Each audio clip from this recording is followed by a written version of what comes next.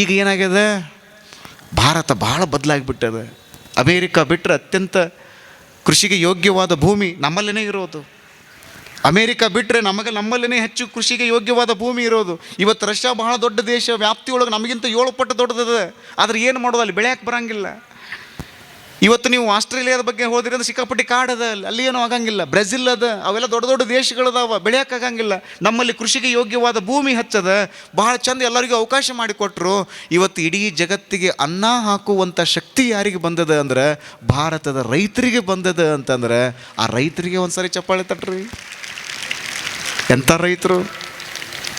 ಲಾಲ್ ಬಹದ್ದೂರ್ ಶಾಸ್ತ್ರೀಜಿಯವರು ನೋಡ್ರಿ, ಅವ್ರು ತೀರ್ಕೊಂಡಾಗ ಸಾಲಿತ್ರಿ ಅವ್ರದ್ದು.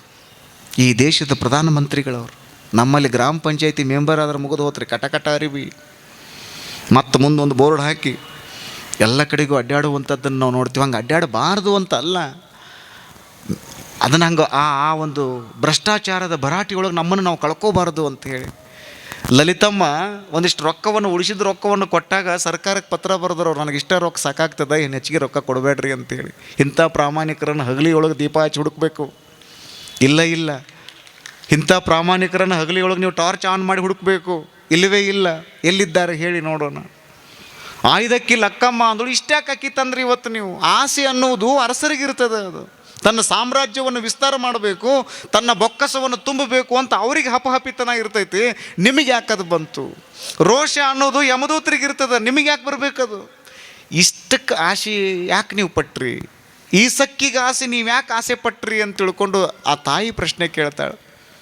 ನಾನೆಲ್ಲ ತಾಯಂದ್ರಿಗೆ ಅದನ್ನೇ ಹೇಳೋದು, ನಿಮ್ಮ ಮನೆಗೆ ಬರುವಂಥ ಯಜಮಾನರು ಯಾವುದೇ ಕಚೇರಿಗಳಿಗಿರಲಿ, ಹೆಂಗೆ ಅವರು ಭ್ರಷ್ಟಾಚಾರ ಮಾಡಿ ರೊಕ್ಕ ತೆಗೆದುಕೊಂಡು ಬಂದರು ಅಂದರೆ, ಇದನ್ಯಾಕೆ ತೆಗೆದುಕೊಂಡು ಬಂದ್ರಿ, ಇದು ನಮಗೆ ಬೇಕಾಗಿಲ್ಲ ಅಂತ ಈ ನೆಲದ ತಾಯಿ ಎದ್ದು ಬಿಟ್ಟಳು ಅಂದರೆ, ಈ ದೇಶದಿಂದ ಭ್ರಷ್ಟಾಚಾರ ಅನ್ನುವಂಥದ್ದು ಕಣ್ಮರೆ ಆಗ್ತದೆ, ಭೃತ್ಯಾಚಾರ ಅನ್ನುವಂಥದ್ದು ಬರ್ತದೆ. ಹೇಳ್ಬೇಕಲ್ಲ ತಾಯಂದಿರು, ನನಗದು ಬೇಕು, ನನಗಿದು ಬೇಕು, ನನಗದು ಬೇಕು, ಇದು ಬೇಕು ಅನ್ಕೋತ ಹೋದ್ರಿ ಅಂದರೆ ಟೇಬಲ್ ಕೆಳಗೆ ಕೈ ಚಾಚಕ್ಕೆ ಚಾಲೋ ಮಾಡ್ತಾರೆ ಅವರು. ಇದ್ದಿದ್ರೊಳಗಡೆ ಆರಾಮ್ ಸಾದಾ ಸೀದಾ ಸಬ್ಸೇ ಜಾದ, ಎಷ್ಟು ಬೇಕು ಅಷ್ಟೇ ಇರೋದು ಅನ್ಕೋತ ಹೋಗಿಬಿಟ್ರಿ ಅಂದರೆ ನಿಮ್ಮ ಬದುಕು ಬಂಗಾರ ಆಗ್ತದೆ. ಇಂತಹ ಮೌಲ್ಯಗಳನ್ನು ನಮ್ಮ ಶರಣರು ಕಲಿಸಿಕೊಟ್ರು ನೋಡ್ರಿ. ಇಂತಹ ತಾಕತ್ತನ್ನು ನಮ್ಮ ಶರಣರು ಕಲಿಸಿಕೊಟ್ರೆ ನಮಗೆ. ಇಂತಹ ಅನೇಕ ವಿಚಾರಗಳ ಕುರಿತಾಗಿ ನಾವು ಚಿಂತನೆ ಮಾಡುವಂಥ ಸಂದರ್ಭದೊಳಗೆ ಇಲ್ಲಿ ಪುರಾಣಕ್ಕೆ ಬಂದಿರ್ತೀರಿ, ಪ್ರವಚನವನ್ನು ಕೇಳ್ತೀರಿ. ಹೌದ್ರಿ ಅಜ್ಜಾರ, ಏನೇನೇನೇನೇನೇನೇನೇನೇನೇನೇನೇನೋ ಇಲ್ಲಿ ನೋಡ್ರಿ ಅಂತೀರಿ, ಹೋಗ್ತೀರಿ, ಪ್ರಸಾದ ಮಾಡ್ತೀರಿ, ಮನೆಗೆ ಹೋದ್ರಿ ಅಂದ್ರೆ ಮತ್ತೆ ಚಾಲೋನ ನಿಮ್ಮದು, ಮತ್ತು ನಿಮ್ಮ ವ್ಯವಹಾರ ಚಾಲೋನ ಮತ್ತು ನಿಮ್ಮ ವ್ಯವಸ್ಥೆಗಳ ಚಾಲೋನ ನಿಮ್ಮದು. ಹಂಗೇನಾದರೂ ಭಾರತ ದೇಶದೊಳಗೆ ನಡೆದಿರುವಂತಹ ಪ್ರವಚನ ಮಾಲಿಕೆಗಳೇನದಾವಲ್ಲ, ಜಗತ್ತಿನೊಳಗೆ ಎಲ್ಲೂ ನಡೆದಿಲ್ಲ. ಇಲ್ಲಿ ಎಲ್ಲರೂ ಶರಣರ ಆಗಬೇಕಾಗಿತ್ತು ರೀ. ನಮ್ಮ ಶರಣರ ಆಗಬೇಕಾಗಿತ್ತು. ನಮ್ಮ 12ನೇ ಶತಮಾನದಾಗ ಶರಣರು ಹೆಂಗಿದ್ರಲ್ಲ ಹಂಗೆ ಶರಣರ ಆಗಬೇಕಾಗಿತ್ತು. ದುರ್ದೈವ, ಹಂಗೆ ಹೇಳೋರು ನಾವು ಹೆಚ್ಚದೀವಿ, ಕೇಳೋರಿಗಿಂತ ನಾವು ಹೆಚ್ಚದೀವಿ. ಎಲ್ಲರೂ ನೀವು ಬದಲಾಗಬೇಕಾಗಿತ್ತು, ಹಾಗೇ ಇಲ್ಲ. ಯಾಕಂದ್ರೆ ಥಿಯರಿ ಕ್ಲಾಸ್ಗಳು ಹೆಚ್ಚಾಗ್ಯಾವ, ಪ್ರಾಕ್ಟಿಕಲ್ ಇಲ್ಲವೇ ಇಲ್ಲ. ನಾಟ್ ಎಟ್ ಆಲ್ ಪ್ರಾಕ್ಟಿಕಲ್ ಅನ್ನುವಂಥದ್ದು ಇಲ್ಲವೇ ಇಲ್ಲ. ಕೇಳಿರುವಂಥ ಒಂದು ಮಾತನ್ನು ಅಜ್ಜಾರು ಭಾಳ ಬರೀಲಿಲ್ಲ ರೀ, ಶಿವಲಿಂಗ ಅಜ್ಜಾರು ಭಾಳ ಬರೀಲಿಲ್ಲ, 100 ಪುಸ್ತಕಗಳನ್ನು ಬರೀಲಿಲ್ಲ.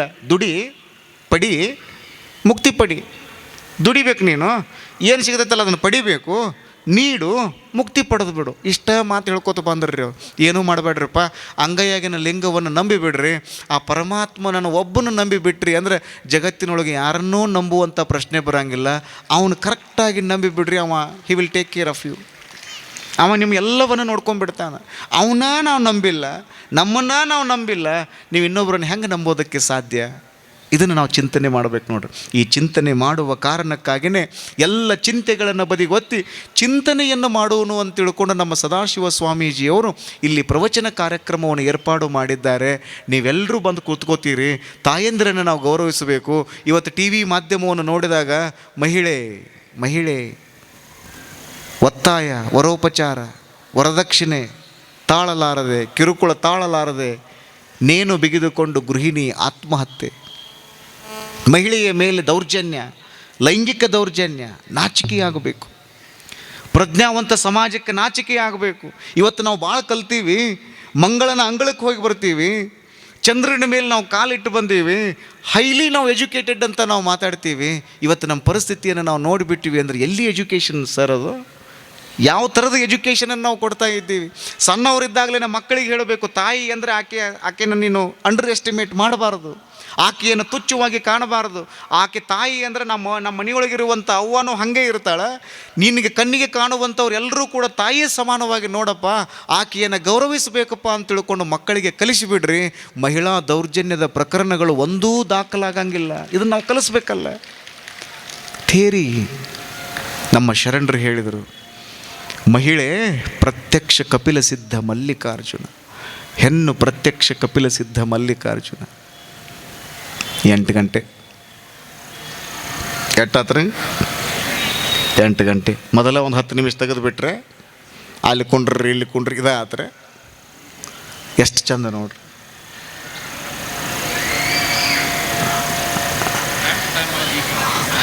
ಚಂದಲ್ಲ?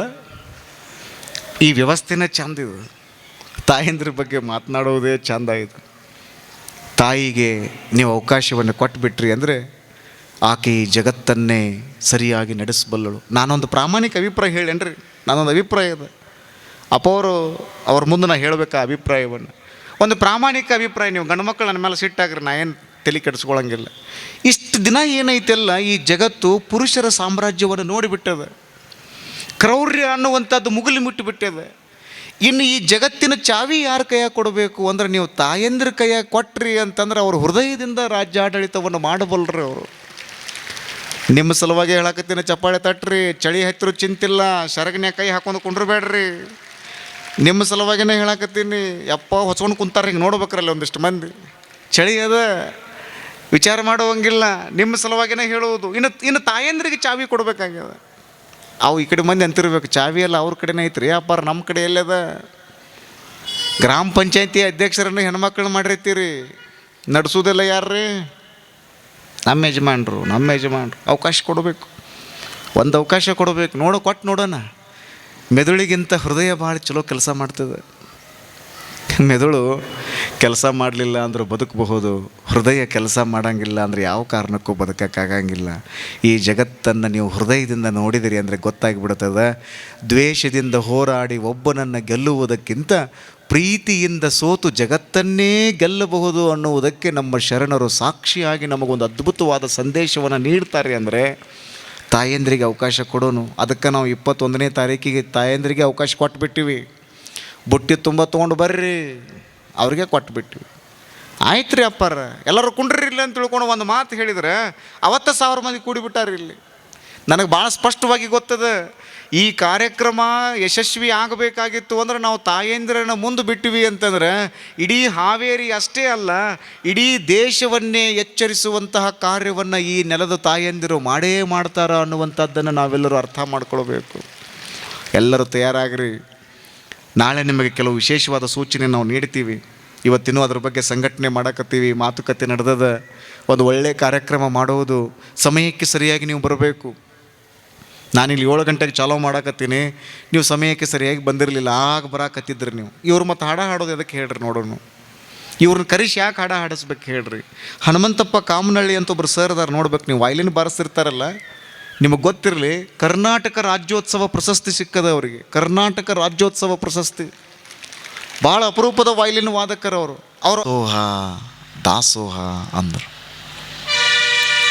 ಇನ್ನೊಂಚೂರು ನಿಮಗೆ ತಿಳಿಸಿ ಹೇಳಬೇಕು ಅಂದರೆ, ಕೊಡುವುದು ತೆಗೆದುಕೊಳ್ಳುವುದು ಒಂದು ಸಹಕಾರ, ಅದು ಬೇರೆ. ದಾನ ಬೇರೆ, ದಾಸೋಹ ಬೇರೆ. ರವಿವಾರ ದಿನ ಮುಂಜಾನೆ ಇಡ್ಲಿ ಮಾಡ್ಬೇಕಂತೀರಿ, ಇಡ್ಲಿ ಜೊತೆಗೆ ಸಾಂಬಾರು ಬೇಕು. ಆ ಸಾಂಬಾರಿನೊಳಗೆ ಹಾಕಬೇಕು ಅಂದರೆ ಕೊತ್ತಂಬರಿ ಸೊಪ್ಪು ಬೇಕು. ನೀವು ಫ್ರಿಜ್ ತೆಗೆದು ನೋಡ್ತೀರಿ, ಕೊತ್ತಂಬರಿ ಸೊಪ್ಪು ಇಲ್ಲ. ನೀವೇನು ಮಾಡ್ತೀರಿ? ಮಗ್ಗಲ ಮನೆಗೆ ಹೋಗ್ತೀರಿ, ಅಕ್ಕಾರ ನಾವು ಇಡ್ಲಿ ಮಾಡಾಕತ್ತಿದ್ವಿ, ಸಾಂಬಾರು ಮಾಡಬೇಕಾಗ್ಯದ, ಕೊತ್ತಂಬರಿ ಸೊಪ್ಪಿಲ್ಲ, 2 ಕಡ್ಡಿ ಕೊತ್ತಂಬರಿ ಕೊಡ್ರಿ ಅಂತ ಕೇಳಕ್ಕೆ ಹೋಗ್ತೀರಿ ನೀವು. ಆ ಅಕ್ಕಾರ ಏನು ಮಾಡ್ತಾರ್ರಿ? ಈ ಸಾರಿ ಸಂತಿ ಮಾಡಿಲ್ಲ ಇವರು ಸಂತಿ ಮಾಡಿದಾಗ ನಮ್ಮ 2 ಕಡ್ಡಿ ಕೊತ್ತಂಬರಿ ನಮಗೆ ಬರ್ತಾವ ಅನ್ನುವಂಥ ಒಂದು ವಿಶ್ವಾಸವನ್ನು ಇಟ್ಕೊಂಡು ಏನು ಕೊಡ್ತಾರಲ್ಲ, ಅದು ಸಹಾಯ ಆಗ್ತೈತೆ ಹೊರತಾಗಿ ದಾನನೂ ಆಗಂಗಿಲ್ಲ, ದಾಸೋಹ ಅಂತೂ ಅದ್ರ ಸಮೀಪ ಬರಂಗಿಲ್ಲ. ಇನ್ನು ಹೋಗಿದ್ದು 2 ಕೊತ್ತಂಬರಿ ಸೂಡ್ರಿ ಆಗಿರ್ಬೋದು, ಒಂದೆರಡು ಕಡ್ಡಿ ಆ ಕಡೆ ತೊಗೊಂಡು ಹಂಗೆ ಮೇಲೆ ಇಸ್ಕೊಳಕತ್ತರು ಅಂದ್ರೆ ನೀವೇನು ಮಾಡ್ತೀರಿ? ಇಲ್ರಿ ನಾವು ಈ ಸರಿ ಸಂತಿ ಮಾಡಿಲ್ರಿ. ಮೇಲೆ ಹಂಗೆ ಮಾಡ್ಕೋತ ಬಂದ್ರಂದ್ರೆ ನಾವು ಈ ಸರಿ ಸಂತಿ ಮಾಡಿಲ್ರಿ ಅಂತ ಹೇಳ್ತೀರಿ ನೀವು. ಇದಕ್ಕೆ ನಾವು ಕೇವಲ ಒಂದು ಉಪಕಾರ ಅನುಭವದ ಹೊರತಾಗಿ ದಾನ ಅನ್ನಕ್ಕೆ ಬರೋಂಗಿಲ್ಲ, ದಾಸೋಹ ಅಂತೂ ಮೊದಲ ಆಗಂಗಿಲ್ಲ. ಇನ್ನು ದಾನ ಮಾಡುವಾಗ ನಿಮ್ಗೆ ಅಹಂಕಾರ ಇರ್ತದೆ, ನಮಗೆ ದೇವ್ರ ಕೈ ಹಿಡಿತಾನ ಅನ್ನುವಂಥ ಸ್ವಾರ್ಥ ಭಾವನೆ ಇಟ್ಕೊಂಡು ಮಾಡಿದ್ರಿ ಅಂದ್ರೆ ದಾನ ಆಗ್ತದೆ. ದಾಸೋಹ ಅಂದರೆ ದೈನ್ಯ ಭಾವ. ದಾಸಃ ಅಹಂ ದಾಸೋಹಂ. ಕಿಂಕರತೆಯಿಂದ ನೀವು ಶಂಕರನಿಗೆ ಅರ್ಪಿಸುವುದು ಯಾವುದು? ದಾಸೋಹ ಅಂದರೆ. ಅದಕ್ಕೆ 12ನೇ ಶತಮಾನದ ಶರಣರಂದರು ಮಸ್ತಂಗಿ ಕಾಯಕ ಮಾಡುವುದು, ಕಾಯಕದಿಂದ ಬಂದಿರುವಂತಹ ಹಣವನ್ನು ದಾಸೋಹ ಮಾಡುವುದು. ದಾಸೋಹ ಮಾಡುವುದು ಒಂದಿಷ್ಟು ಕೊಡಬೇಕು. ಕೊಡಬೇಕುತ್ತಮಂಗೆ ಮಗಳಂ ಸತ್ಪಾತ್ರಕ್ಕೆ ದಾನಮಂ. ಉತ್ತಮಂಗೆ ಮಗಳನ್ನು ಕೊಡಬೇಕು. ಒಬ್ಬ ಒಳ್ಳೆಯ ವ್ಯಕ್ತಿಯನ್ನು ನೋಡಿ ನೀವು ಮಗಳನ್ನು ಕೊಡಬೇಕು. 10 ರೂಪಾಯಿ ತೆಂಗಿನಕಾಯಿ 10 ಸರಿ ಬಾರಿಸಿ ನೋಡ್ತೀರಿ ನೀವು, ನೀರದಾವೋ ಇಲ್ಲೋ, ಕೊಬ್ಬರಿ ಐತೋ ಇಲ್ಲೋ, ನೀರದಾವ ಅಂದರೆ ಹೆಂಗದಾವ ಏನದಾವ. 10 ರೂಪಾಯಿ ತೆಂಗಿನಕಾಯಿ 10 ಸರಿ ಹೊಡೆದು ನೋಡ್ತೀರಿ. ನಿಮ್ಮ ಮನೆಯೊಳಗೆ ನೀವೇ ಸಾಕಿ ಸಲುಹಿರುವಂತಹ ನಿಮ್ಮ ಮಗಳನ್ನು ಕೊಡ್ತೀರಿ ಅಂದ್ರೆ ಆ ವ್ಯಕ್ತಿಯ ಗುಣಗಳನ್ನು ನೀವು ನೋಡಬೇಕು. ಕೊಡಬೇಕುತ್ತಮಂಗೆ ಮಗಳಂ ಸತ್ಪಾತ್ರಕ್ಕೆ ದಾನಮಂ. ಉತ್ತಮಂಗೆ ಮಗಳನ್ನು ಕೊಡಬೇಕು, ಸತ್ಪಾತ್ರಕ್ಕೆ ದಾನವನ್ನು ಕೊಡಬೇಕು. ನೀವು ಗಳಿಸಿಡ್ತೀರಿ, ಆದರೆ ಕೊಡಬೇಕು ಅನ್ನುವಂಥ ಭಾವ ನಿಮಗಿರಲಿಲ್ಲ ಅಂದ್ರೆ ಅದನ್ನು ತೊಗೊಂಡು ಏನು ಮಾಡೋದದ? ಅದಕ್ಕೆ ದಾಸರಂತಾರ, ತಾನು ಉಣ್ಣದ ಪರರಿಗಿಕ್ಕದ ಧನವಿದ್ದೇತಕೋ. ನೀನೂ ಉಣ್ಣಂಗಿಲ್ಲ, ಇನ್ನೊಬ್ರಿಗೂ ಕೊಡಂಗಿಲ್ಲ, ಆ ಧನವನ್ನು ತೆಗೆದುಕೊಂಡು ಏನು ಮಾಡುವುದದ? ನಮ್ಮ ಬಸವಣ್ಣನವರು ಇನ್ನೂ ಚಂದ ಹೇಳ್ತಾರೆ, ಪಾಪಿಯ ಧನ ಪ್ರಾಯಶ್ಚಿತ್ತಕ್ಕಲ್ಲದೆ ಸತ್ಪಾತ್ರಕ್ಕೆ ಸಲ್ಲುವುದೇನಯ್ಯ. ಪಾಪಿಯ ಧನ ಪ್ರಾಯಶ್ಚಿತ್ತಕ್ಕಲ್ಲದೆ ಸತ್ಪಾತ್ರಕ್ಕೆ ಸಲ್ಲುವುದೇನಯ್ಯ. ನಾಯಿಯ ಹಾಲು ನಾಯಿ ಮರಿಗಲ್ಲದೆ ಪಂಚಾಮೃತಕ್ಕೆ ಸಲ್ಲುವುದೇನಯ್ಯ. ಎಷ್ಟು ಚಂದ ಕೊನೆಗೆ ಹೇಳ್ತಾರೆ ನೋಡ್ರಿ ಒಂದು ಸಾಲ ಅವರು. ಕೂಡಲ ಸಂಗನ ಶರಣರಿಗಲ್ಲದೆ ಮಾಡುವ ಅರ್ಥ ವ್ಯರ್ಥ. ಪಾಪಿ ಗಳಿಸಿಟ್ಟಿರುವಂತಹ ಹಣ ಏನೈತಲ್ಲ ಅದು ಪ್ರಾಯಶ್ಚಿತ್ತಕ್ಕೆ ಮೂಲ ಆಗ್ತೈತೆ ಹೊರತಾಗಿ ಸತ್ಪಾತ್ರಕ್ಕೆ ಸಲ್ಲುವುದಿಲ್ಲ ಸಲ್ಲುವುದಿಲ್ಲ ಸಲ್ಲುವುದಿಲ್ಲ. ನಾಯಿ ಹಾಲು ನಾಯಿ ಮರಿಗೆನ ಸಾಲಂಗಿಲ್ಲ ಅಂದಮೇಲೆ ಪಂಚಾಮೃತಕ್ಕೆ ಯಾರೂ ಅದನ್ನು ಹಾಕಂಗಿಲ್ಲ. ತಡ್ರಿ, ಪಂಚಾಮೃತಕ್ಕೆ ಹಾಲನ್ನು ಕುಡಿಸ್ಬೇಕಂತ ತಿಳ್ಕೊಂಡು ಎಲ್ಲಿ ಹಾಕಿರ್ಲಿಲ್ಲ ಅಂದ್ರೆ ನಾಯಿ ಹಿಂಡ್ತೀರೇನ್ರಿ? ಇಲ್ಲಿ ನೋಡ್ರಿ, ಬಟ್ಲ ತೊಗೊಂಡು ಹಿಂಡಕ್ಕೆ ಹೋಗ್ರಿ ನಾಯಿ, ಗೊತ್ತಾಕೈತೆ ನಿಮಗೆ. ಹಿಂಡಲ್ಲ. ನಾಯಿ ಮರಿಗೆ ಸಾಲಂಗಿಲ್ಲ ಅಂದಮೇಲೆ ಅವು ನಿಮಗೆ ಹೆಂಗೆ ಹಾಲು ಕೊಡ್ತದೆ? ಅದು ಕೊಡಂಗಿಲ್ಲ. ಅದು ದ್ರೌಪದಿ ತನ್ನ ಎಲ್ಲ ಗೆಳತಿಯರನ್ನು ಕರೆದುಕೊಂಡು ಸ್ನಾನಕ್ಕೆ ಹೋಗಿದ್ದಳು, ಸ್ನಾನ ಮಾಡಿ ಬರ್ಬೇಕಂಥೇಳಿ. ದುರ್ವಾಸ ಮಹರ್ಷಿಗಳು ಸ್ನಾನ ಮಾಡ್ತಿದ್ರು. ಎರಡು ಚಂದದ ನೋಡ್ರಿ ಕತೆ. ಸ್ವಂಟ ಮಠ ನೀರಿನೊಳಗೆ ನಿಂತ್ಕೊಂಡಾರ, ಈಗ ಮೇಲೆ ಬರ್ತಾರ ಆಗ ಮೇಲೆ ಬರ್ತಾರ ಅಂತ ದ್ರೌಪದಿ ಕಾಯಕತ್ತಾಳ. ದುರ್ವಾಸ ಮಹರ್ಷಿಗಳು ಬರ್ತಾನೆ ಇಲ್ಲ. ಅರ್ಧ ಗಂಟೆ ಆಯಿತು, 45 ನಿಮಿಷ ಆಯಿತು, 1 ಗಂಟೆ ಆಯಿತು, ಬರ್ತಾನೆ ಇಲ್ಲ. ಏನೋ ಹೆಚ್ಚು ಕಡಿಮೆ ಆಗೈತಪ್ಪ ಅವರಿಗೆ.